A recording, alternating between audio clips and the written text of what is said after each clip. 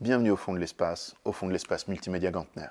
Aujourd'hui, on va vous parler de livres qu'on voit un petit peu plus rarement en bibliothèque parce qu'ils sont souvent fragiles lorsqu'on les manipule, et pourtant c'est un petit trésor qui s'appelle le livre en pop-up. Vous connaissez tous ces livres qui, dès qu'on les ouvre, vous sautent au visage grâce aux petites structures sculptées dans le papier qu'on va pouvoir y trouver. Et il s'avère qu'à l'espace multimédia Gantner, on a un petit département, certes léger, mais quand même dédié au design et au graphisme. Donc ça permet notamment à ceux qui sont intéressés, mais aussi aux artistes, de trouver une petite somme documentaire tout à fait pertinente pour leur travail, et pourquoi pas trouver de l'inspiration.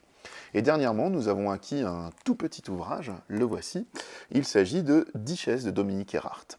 Et en fait, ça reprend au cours de quasiment un siècle, entre la fin 19e et la fin du 20e, l'évolution du design de chaises et de fauteuils. Alors vous me direz, comme ça, c'est pas forcément le sujet le plus passionnant, mais il suffit de parcourir ce petit ouvrage pour se laisser fasciner par la manière dont il est organisé.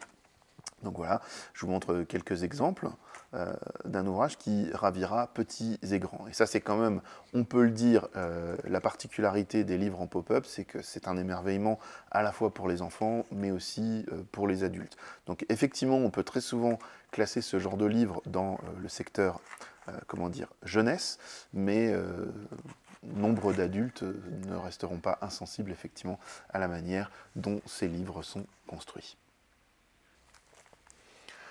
Alors toujours pour rester dans la thématique des pop-up, je vous présente ici un best-seller qui a été pas mal parcouru dans les bibliothèques, écoles et même acheté par de nombreux individuels. Il s'agit de La couleur des émotions de Anna Ienas, qui met en scène en fait un petit garçon qui est confronté à des émotions et qui essaye de voir un petit peu comment elles fonctionnent. Et c'est très rassurant quand on ouvre le livre de voir qu'on peut être tout à la fois joyeux ou en colère ou triste. Et le livre existe dans plusieurs versions.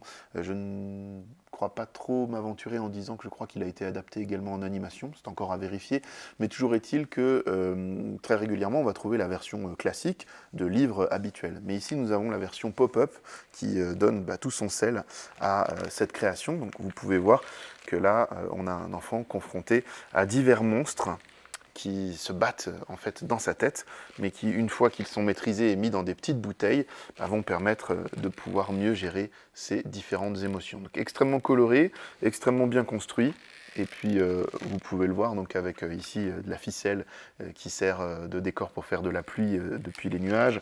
On a la colère extrêmement terrible. Enfin, c'est un bouquin qui se parcourt extrêmement rapidement et qui est tout à fait agréable à lire et qui fonctionnera pour le coup à chaque fois que vous irez l'ouvrir. Et enfin, on va terminer avec un livre de l'artiste Maurits Cornelius Escher, qui était d'origine hollandaise et qui est décédé dans les années 1960 et qui est très connu, mais très souvent ses œuvres sont plus connues que lui-même. Alors il faut savoir qu'en Hollande notamment, il est tellement réputé que lorsque, avant l'euro, les gens utilisaient la monnaie qui était le florin, on retrouvait certaines de ces illustrations avec des oiseaux encastrés les uns dans les autres sur des billets de banque par exemple.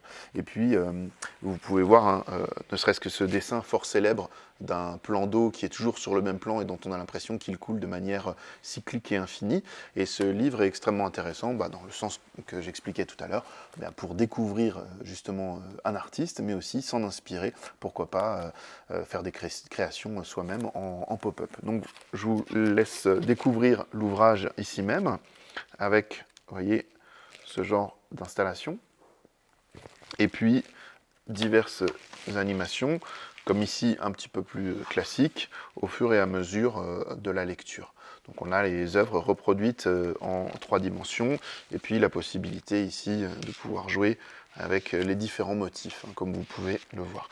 Donc un très beau livre sur un artiste très connu, à l'univers bien particulier, qui, avant toutes les conceptions graphiques assistées par ordinateur, travaillait énormément avec la géométrie, les illusions d'optique, et réalisait tout basé sur des formules mathématiques à la main.